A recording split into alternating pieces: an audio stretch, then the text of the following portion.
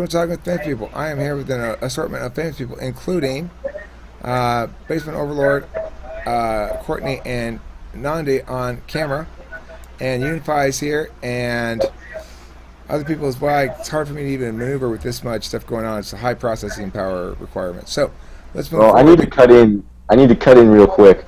So, I mean, this. Correct me if I'm wrong, but this scenario sounds highly like, it's a very risk-based scenario where they need to come up with a solution really fast.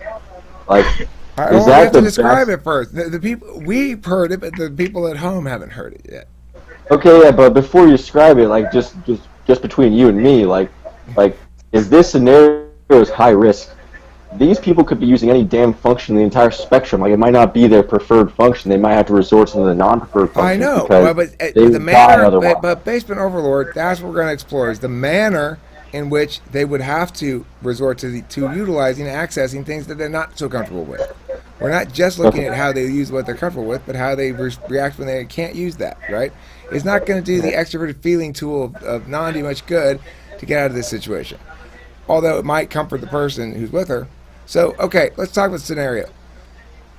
Courtney and Nandi have both independently on the same day decided to go camping with each their own independent 12-year-old relative, and they've gone to their own different mountain somewhere, different place in the country. And then in each of those two spots, independently, a flash flood occurs, coincidentally, and in each scenario, it washes out the pathways back.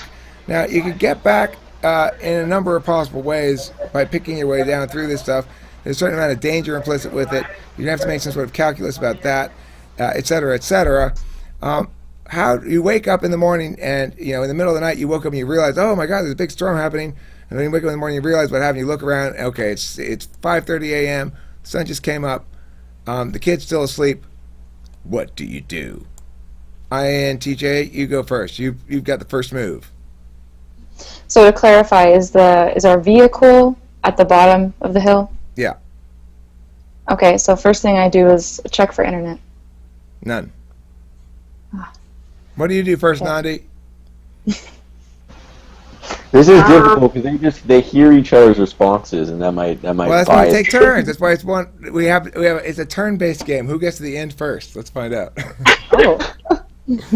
Well, Bonnie's already found out that there's no internet because I know. Well, but it's fair because it goes back and forth. Somebody has to go first. Basement Overload. We don't invalidate chess because somebody goes first. You need to have them take off their headphones and put them on.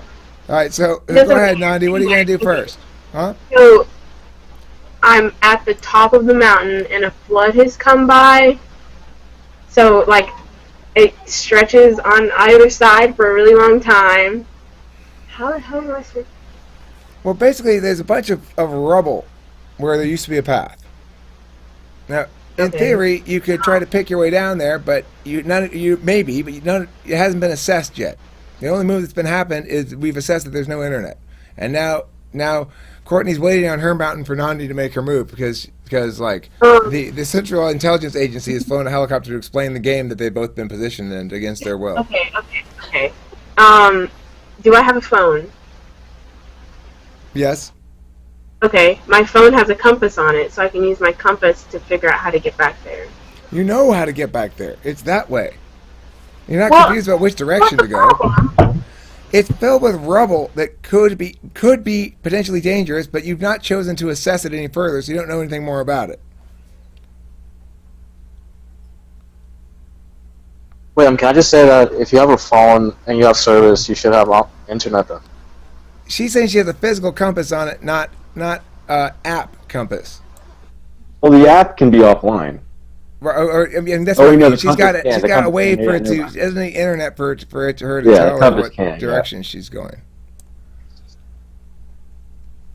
Okay, what are we going to do here? Both these two introverts are standing there, sort of musing for a second. Courtney, what are you going to do? Oh, can I go? Yeah, you go. I wasn't.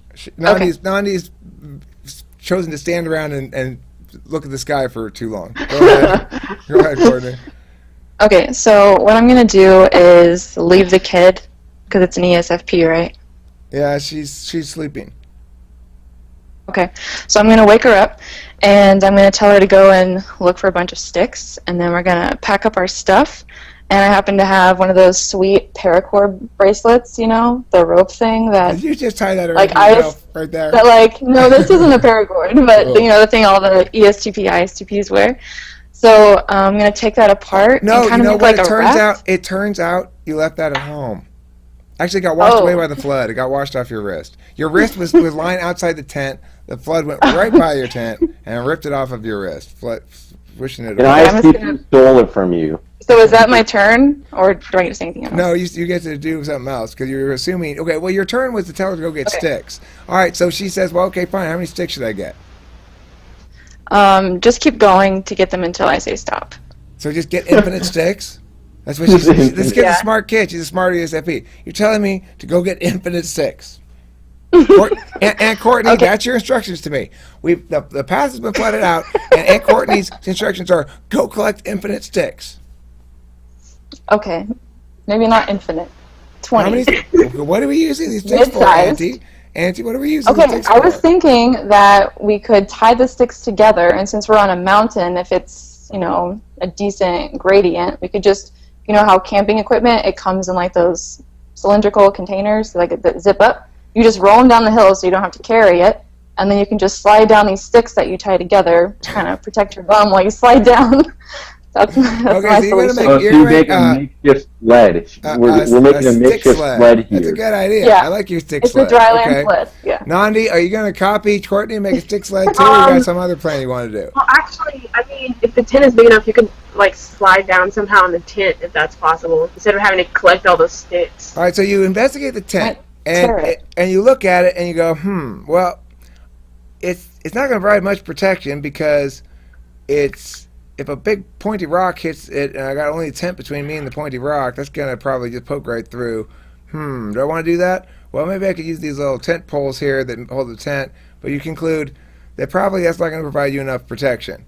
Now, we don't know if Courtney's stick sled is going to work or not because we don't know if she has any string, but she still assigned the kid to go get a bunch of sticks. So I don't know what you got in mind, Nandi, but you've investigated the tent possibility and you've eliminated it as viable. Courtney, you go. Oh god.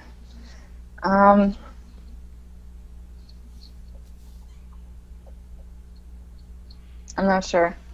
Nobody's assessed the situation at all, right? Yeah, like, I was gonna say you you said should that there assess how are much spots. food you have. Like, That's it. and if you just camp out for a few days and wait for people to clear up the rubble, you know?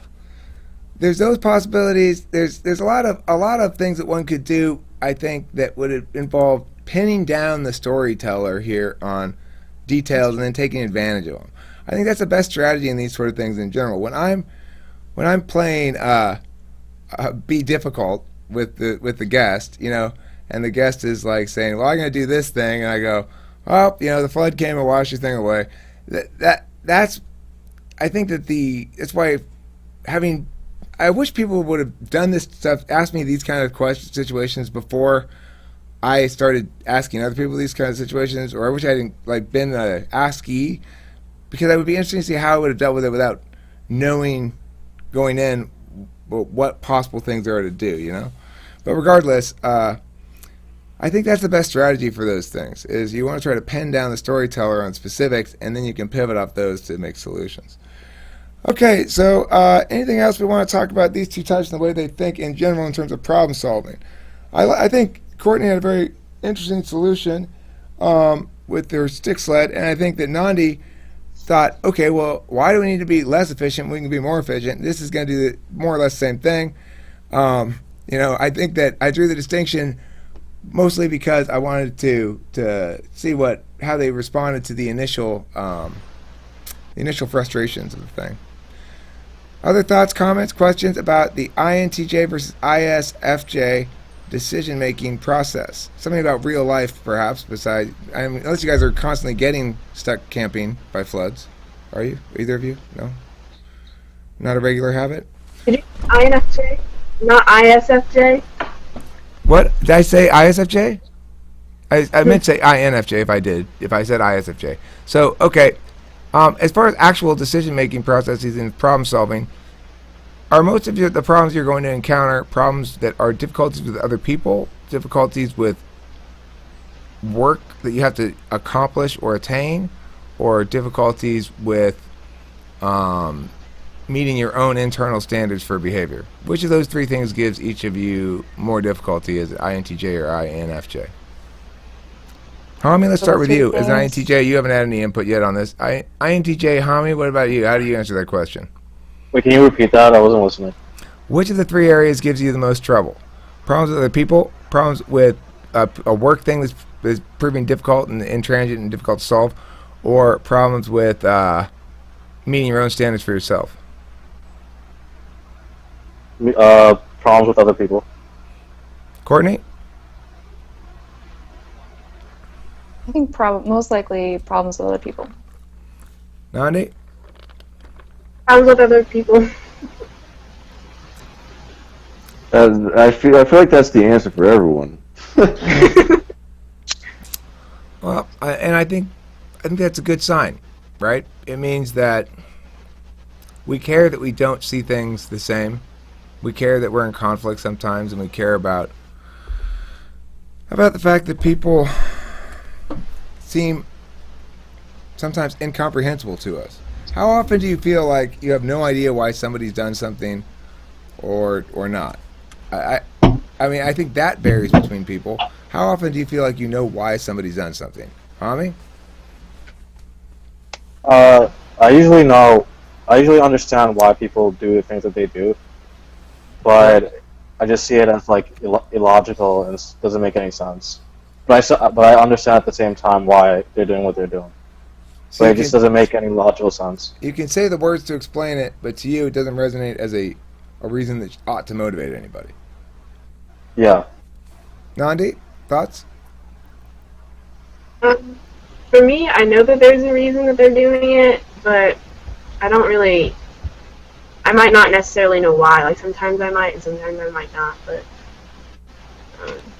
Does it matter to you why a lot? It depends on the person.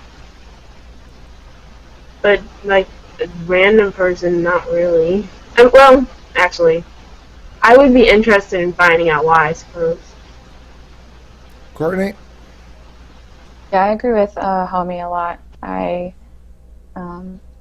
understand why people do a lot of things, but I don't resonate with them. So, like when we were talking about the pep rally before, I just see that as like prehistoric tribalism in a way. So it's kind of hard to unsee that once you see it. They should call it that. I think it's something Prehistoric too. Tribalism Rally. Come, students, to our prehistoric tribalism rally. Basement Overlord, are you listening at all? You have anything to chime in on this? Yeah. No, I was listening. Well, I don't know. I see the value in things like that. When I see like pep rallies, I don't particularly myself want to partake in them, but it's like, you know what? These people are different than me, and they gain energy by feeling like in a collectivist nature with other people.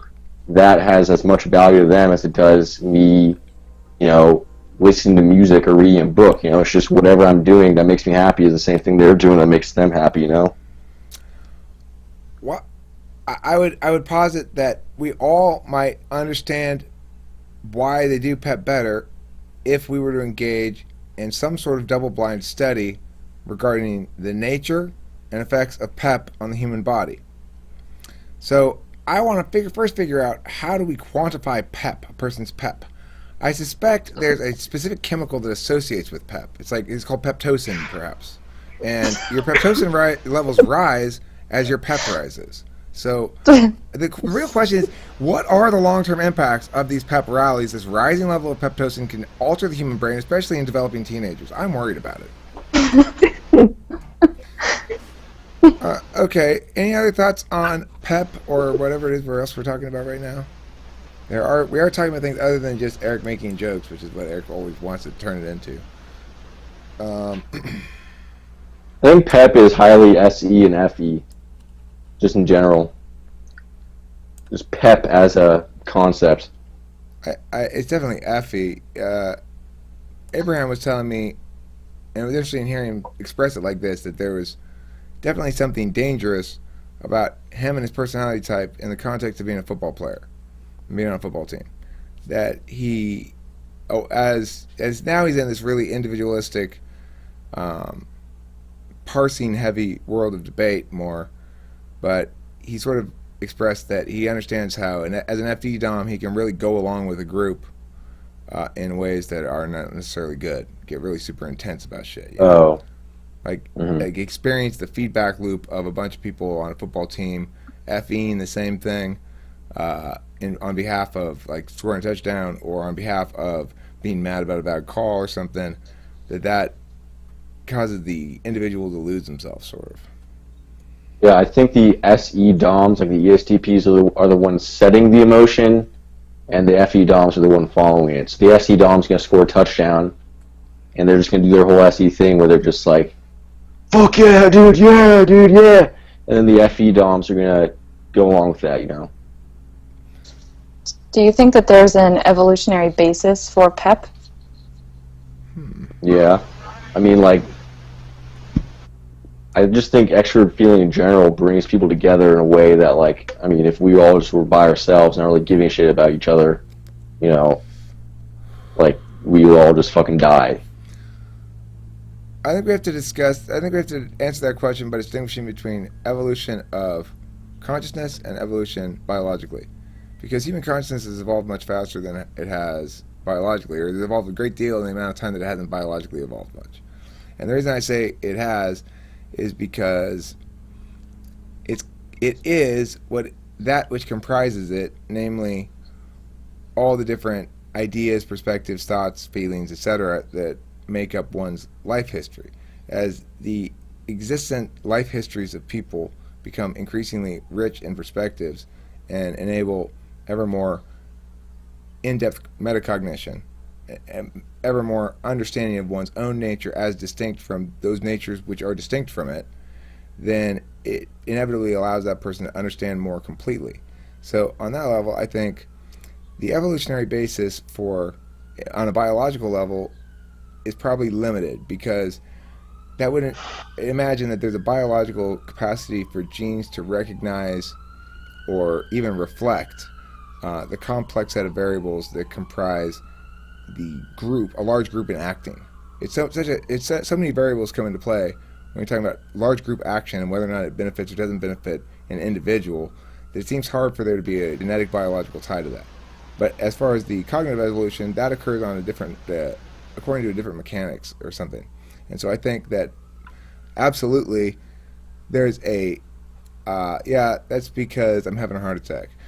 There's absolutely an evolutionary benefit to joining and acting in concert with a group that has an intensely expressed position. Yeah, but what about an individual that uses FE though? But like, if you think about it as not as a group, because a person that uses FE would have a better chance of surviving because they're more ingratiating and they're trusted more easily within the group. They don't have to rely on their own set of skills as much. They can rely on other people's set of skills to work with them. But concurrently, the person who has the skills can utilize the reliance of others to depend on certain elements of support as well. Well, I mean, that's the thing. Like, if you're low in FE, well, like, just in general, you have to be, like, skilled in something, and then if you're skilled in that, then it's like, okay, all the people are going to come and ask for your help. Whereas the FE user, that's not their strategy. The strategy is, okay, let's find a bunch of people who are good at stuff, and we all just work together towards something, and that's how I survive. And that's why we need all the different types, I guess, is because ultimately, to the extent that we are actively coming up with new ideas, we're not doing the alternative thing we could be doing with that time, which is like organizing those ideas and making them manifest into something more useful. Unless we can combine those two steps into one, like with a YouTube video where you talk about something and the idea, the brainstorming itself becomes an object that has utility in and of itself. Then we make manifest our own ideas in a way that's meaningful. But otherwise, we need some other type to execute that execution part of the protocol. You know, it's like there's lots of shit that needs to be done. Coming up with ideas is only one part of it. You know, like analyzing shit's only one part of it. We need the other types to come in and say, "Oh, that's a good idea. Let's make that shit actually happen." That's why I'm desperate for some sort of SFJ to come in and say, "I'll be your channel manager." Yeah, well, that's what I think of. Like, they can be the person because we all have emotions. You know, like the SFJs are the ones that can implement the ideas that the NTPs think of. Because the NTPs, especially INTPs, might not be the best at getting that idea out there for people to actually like and enjoy. You know, that's where the FE comes in. What about And you? also, Can I just ask a question for the INTJs? How important is it to you that your ideas and your truths are manifest in the external world?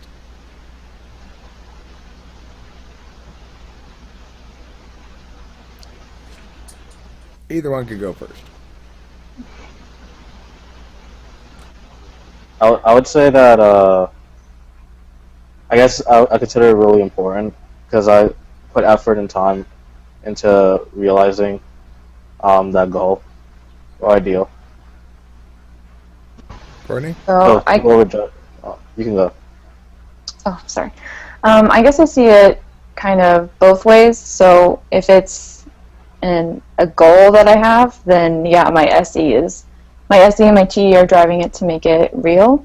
But at the same time, when you talk about truths, I don't know. Sometimes I kind of have like a hunch, or like the whole intuitive thing, and it's not necessarily always based on external reality.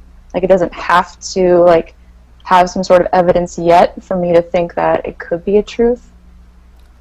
Do you experience musical truths as whole things? Would you say you experience a melody without experiencing it by its duration? Sorry, hold on. Someone's calling me. Sorry, could you repeat the question? Someone started calling me. The question is, do you experience musical truths, namely melodies, let's say? No, Lacey, you're not coming up here. Get down. No, get down. Do you experience melodies as whole things? Do you get them all at once, as though not you know what they are without experiencing the duration? Or do you come up with them as they emerge? So I've never really come up with my own melody, but when I write poetry, sometimes like a key theme of the poem will emerge before I write, and the rest fills itself in. And when is it one of those things where when you're not exactly, you can't say exactly what right is at the moment, but you're able to get rid of the parts that are wrong. You're able to distinguish that this part isn't right, or what? Like, how do you know if can you manifest the same theme in two different poems and have them both be equally good and correct? Like, is there two different ways to write out an idea of yours, or just one? There's only one that feels all the way right. Okay. Yeah. Nandi, do you have any thoughts on this issue of manifesting your truths or whatever ideas out in the world versus not doing so?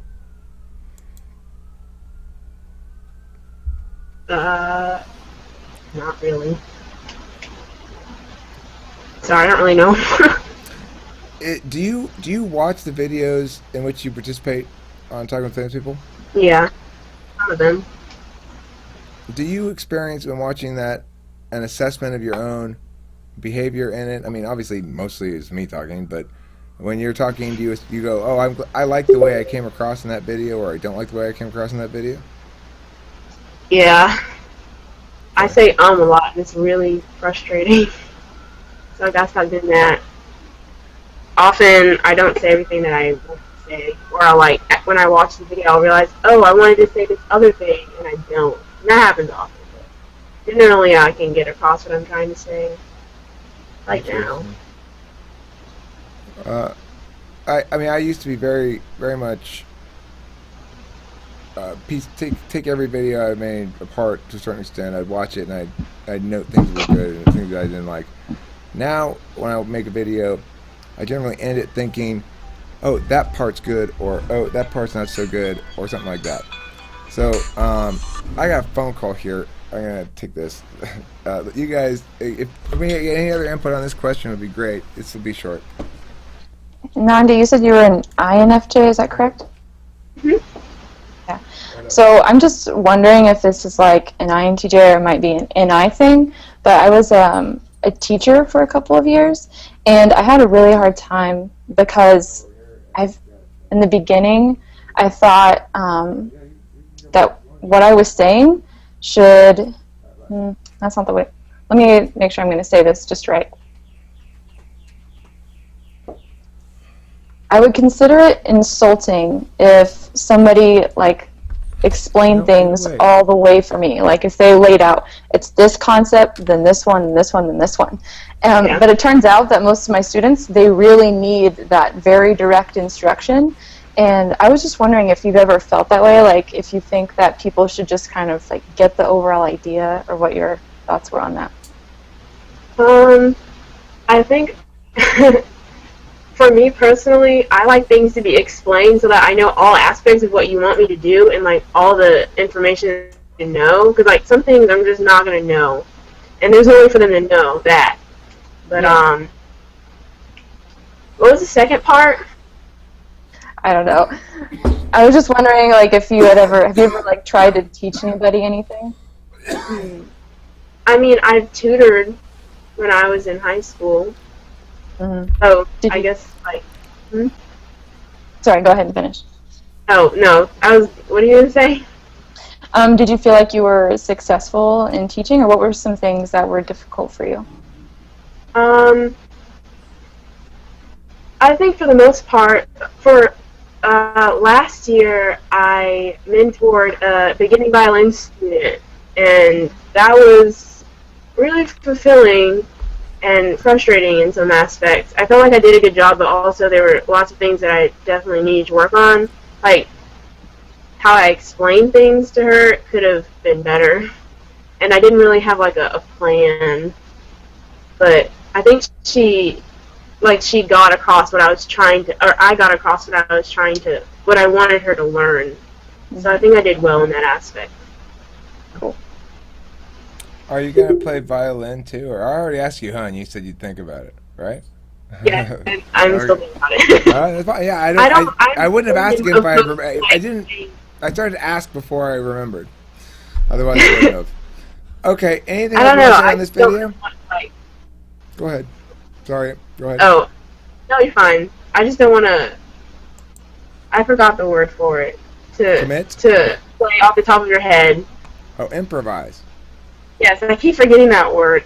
Oh, I don't like improvise. If you want to operate in that capacity, I could hum you the notes I want you to play, if you want that. I always tend to assume everybody wants more flexibility because that's what I want, right?